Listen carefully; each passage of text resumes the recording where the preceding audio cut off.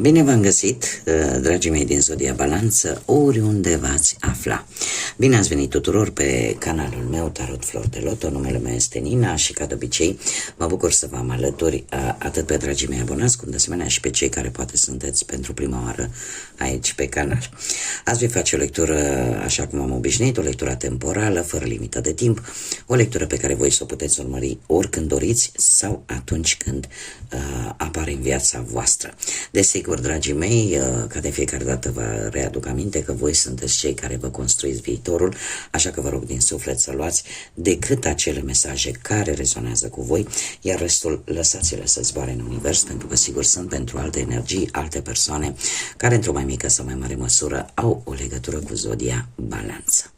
Așa că, dragilor, toți cei care aveți soarele, luna, Venus, ascendentul sau oricare alt aspect astral important pentru voi din harta voastră natală și care are legătură cu Zodia Balanță, atunci această lectură este de asemenea și pentru voi. Așa că, dragilor, haideți să vedem ce ne spune acest minunat oracol Zodiac 108. Să vedem ce vine pentru dragii mei din Balanță sau cei care aveți orice altă legătură cu această zodie în următoarea perioadă. Ce vine pentru Zodia Balanță?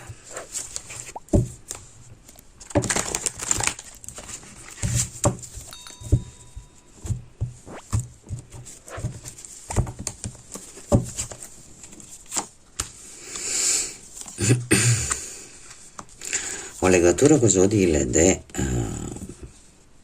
de pământ, din câte văd. Dragilor, tocmai ce cu ceva timp în urmă ați reușit într-un final să aveți un echilibru, poate că unii dintre voi chiar v-ați apucat, nu știu, de meditație, de yoga, de lucruri de-astea care să vă vindece la nivel spiritual.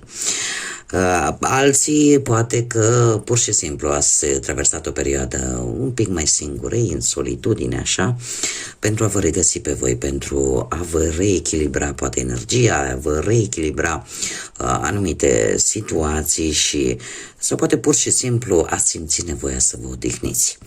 Faptul că avem și cifra 4 și Zodia Balanță ne vorbește de foarte mult echilibru sau cel puțin de acea necesitate de a avea un anumit echilibru. E posibil ca unii dintre voi să fie acordat un pic mai multă atenție relației și să căutați acea armonie de care poate chiar aveați nevoie. 4, cifra 4 de asemenea ne vorbește de stabilitate, de organizare și de acea necesitate de a face un pic de ordine într-un anumit aspect al vieții voastre. V-ați planificat, poate ați avut răbdarea necesară și sau poate pur și simplu v-ați dat seama, dom'le, sunt pe drumul corect și atunci parcă lucrurile au fost un pic mai echilibrate. Avem aici zodii de pământ, care pentru voi sunt importante. Taur, Fecioară, Capricorn. Este posibil să fie o persoană care să dea sau care să aibă grijă, să fie cineva la distanță pentru unii dintre voi. Este o persoană care pentru voi simbolizează siguranța, simbolizează stabilitatea și mare grijă, mai ales materială, pentru unii dintre voi. E posibil, într-adevăr, să fie o persoană destul de posesivă, destul de încăpățânată, care poate fi reprezentată foarte bine de cineva din mediul vostru intim, foarte apropiat, poate să fie chiar și un asociat, pentru cei care sunteți asociați, aveți vreo afacere împreună cu altcineva. De asemenea, există și o legătură poate cu cineva care lucrează pe partea asta a finanțelor. Și, în general, apare implicația foarte mult la nivel material în acest moment. Următoarea perioadă pentru voi va fi una foarte în care armonia va avea un rol important. Deci avem un 6 și Zodia Săgetător. Veți fi foarte entuziaști.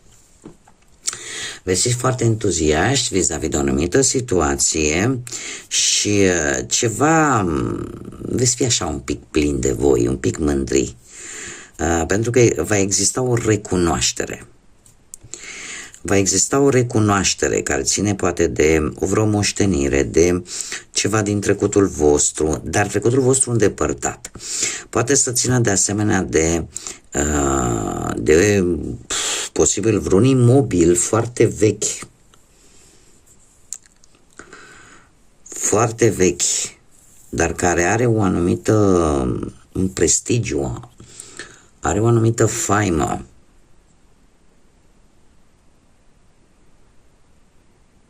Este foarte interesant că unii dintre voi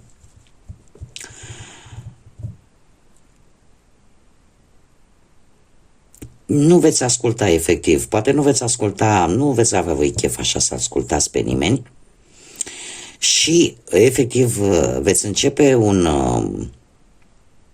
aveți un entuziasm de a descoperi ceva legat de un trecut îndepărtat, că este, nu știu, vorba de vreun imobil, că e o situație, dar care, mare atenție, că vă va ajuta să lăsați în urmă ceva care nu vă mai folosește și vă va ajuta să vă construiți ceva nou, adică vă va echilibra.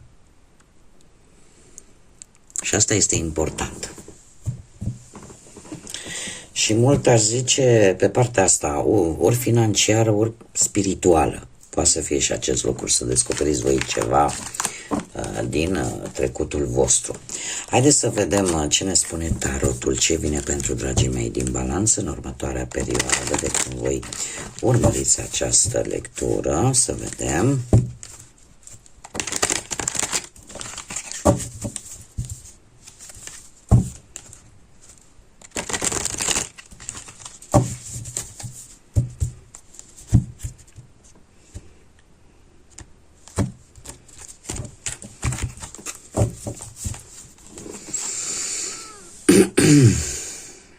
Da.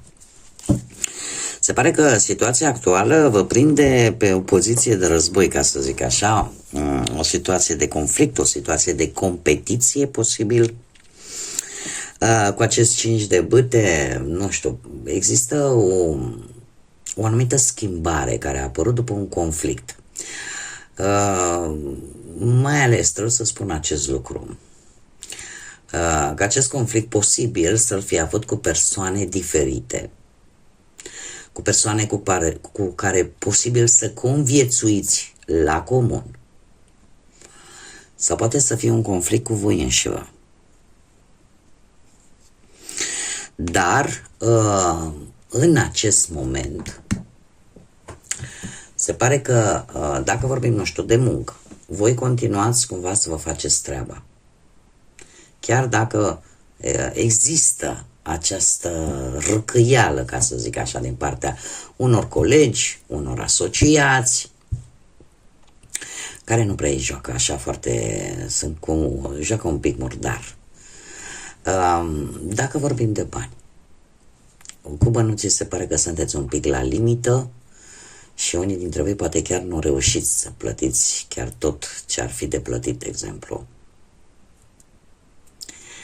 Și sunteți conștienți de faptul că nu trebuie să riscați, să faceți cumpărături inutile sau alt tip de investiții. Cei care sunteți interesați de viața asta sentimentală, cei care sunteți într-o pereche, se pare că tensiunile, conflictele nu sunt neapărat din cauza voastră, a ta sau a perechii tale. Sunt din cauza altora. Și mulți dintre voi încercați să vă păstrați calmul vis-a-vis de acest aspect. Cei care sunteți singurei, se pare că pentru unii dintre voi e posibil să fiți interesați de o anumită persoană în mod special, dar care are mai mulți pretendenți. Și atunci apare cumva un conflict aici, în a cuceri poate respectiva persoană. Sau voi să fiți acea persoană și alții să se bată, ca să zic așa, pentru atenția voastră. Haideți să vedem ce ne mai spune tarotul. Dragii mei, ce nu prea este în favoarea voastră?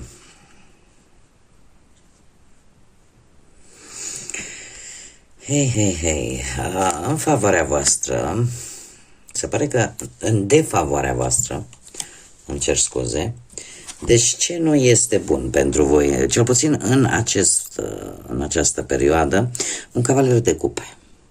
Nu știu, există cineva aici, există un personaj, mai ales pe partea asta sentimentală, care nu vă dă pace.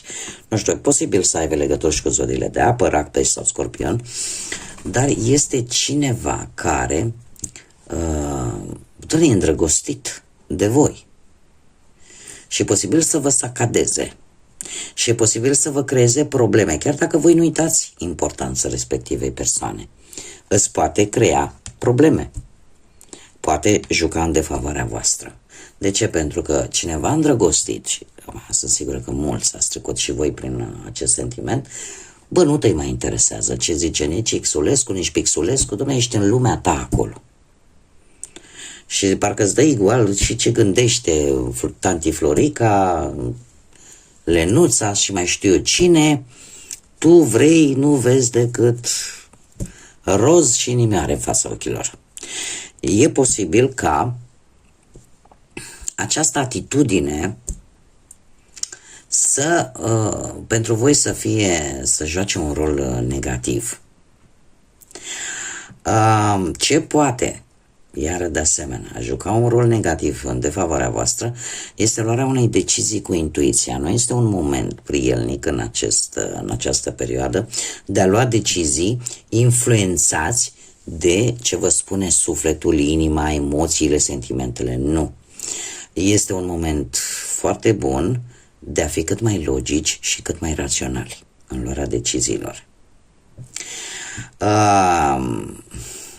Nu vă lăsați amăgiți în această perioadă de tot felul de, poate de vise premonitorii, poate așa vi se par vouă, poate pentru unii dintre voi, pentru că se pare că intuiția nu este la cote atât de bune pe cât ați crede voi, pentru că sunt perioade și perioade pentru fiecare zodie. Sunt anumite proiecte din viața voastră care nu vor avansa, vor stagna, da? Nu vor fi tocmai în favoarea voastră, sau dacă vor merge foarte, foarte încet, vor evolua, dar foarte, foarte încet.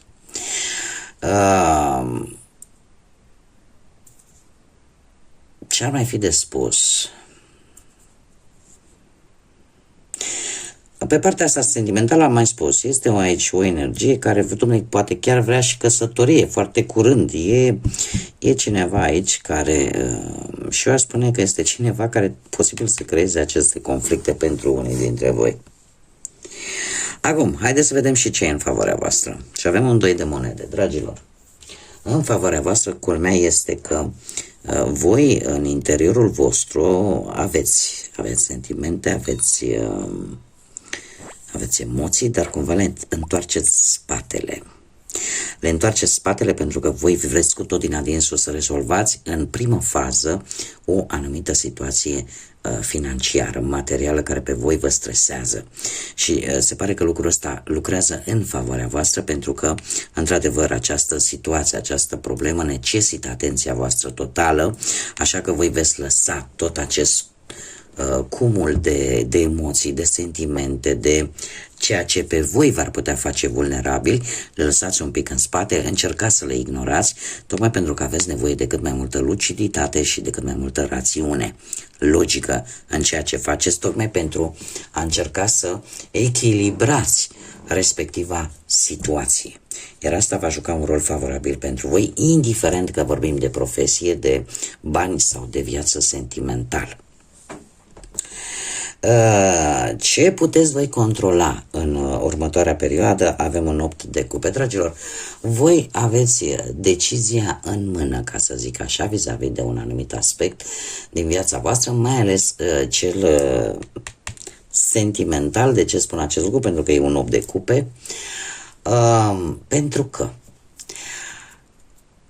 e posibil ca decizia de a finaliza sau nu o relație stă la voi. Voi dețineți acest control. Poate că unii dintre voi sunteți decepționați sau veți fi decepționați, poate, că nu ați obținut ceea ce voi vă doreați, că, nu știu, poate că voi ați dat prea mult și nu ați primit nimic sau prea puțin. Sau pur și simplu, voi considerați că nu vă împlinește o anumită situație, o anumită persoană, o anumită relație. Indiferent că vorbim de profesie, indiferent că vorbim de parte sentimentală. Dacă vorbim de bănuți, e posibil ca în următoarea perioadă controlul stă la voi să vă asumați un risc financiar, dar o veți face decât pe banii voștri, nu pe banii altora.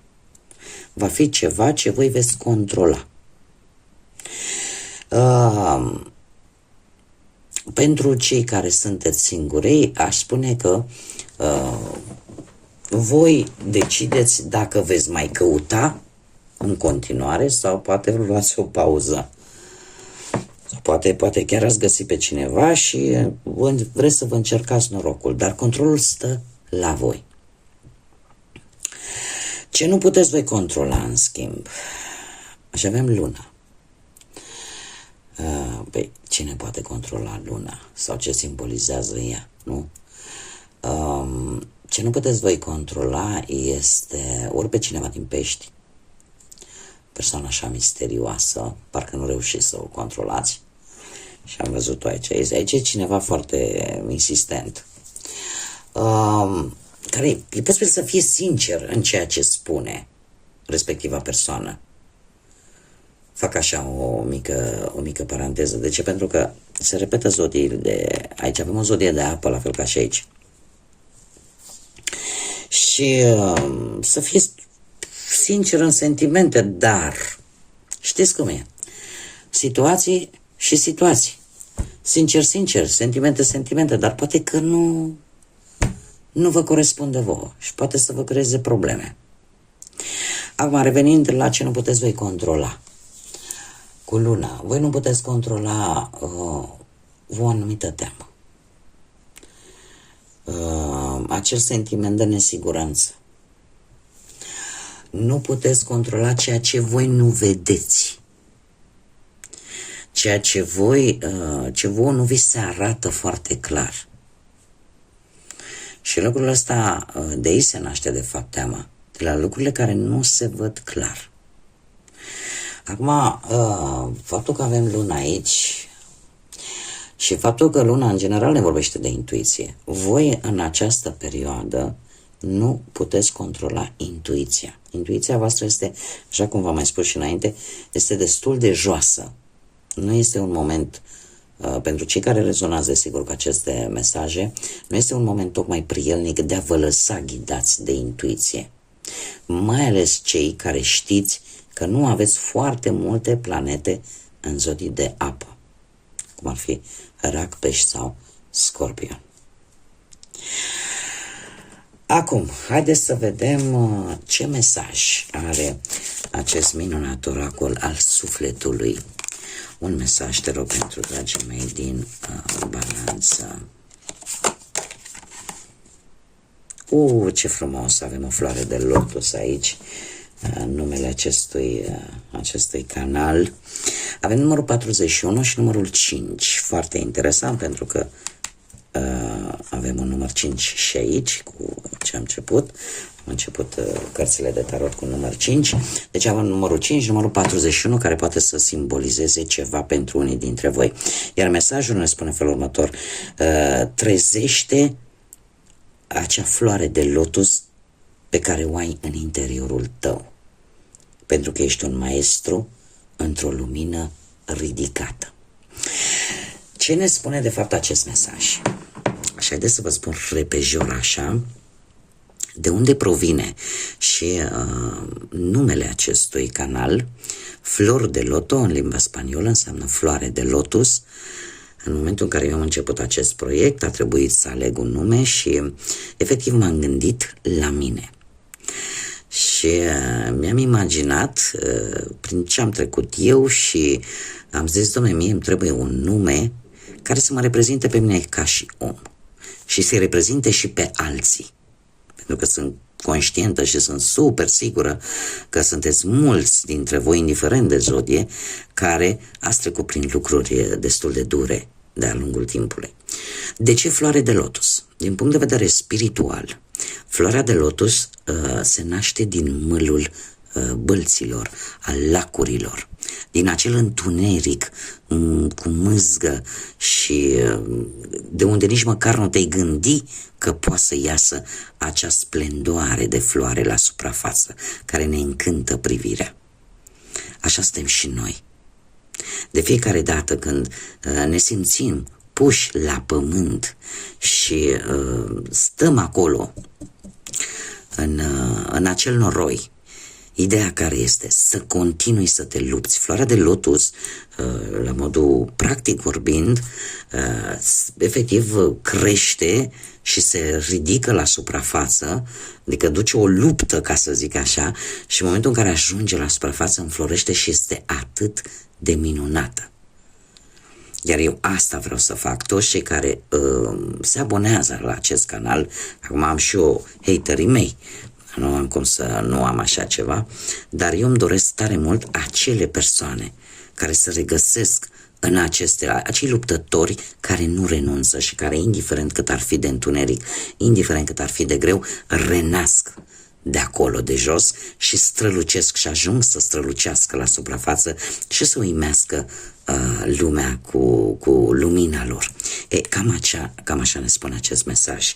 Trezește acea floare de lotus din tine, pe care o ai în tine, și pentru că vei deveni un maestru, vei deveni mult mai înțelept, mult mai puternic și cu mai multă înțelepciune, într-o lumină mult mai ridicată. Da? Ți se va ridica și mai mult vibrație. Atât de simplu.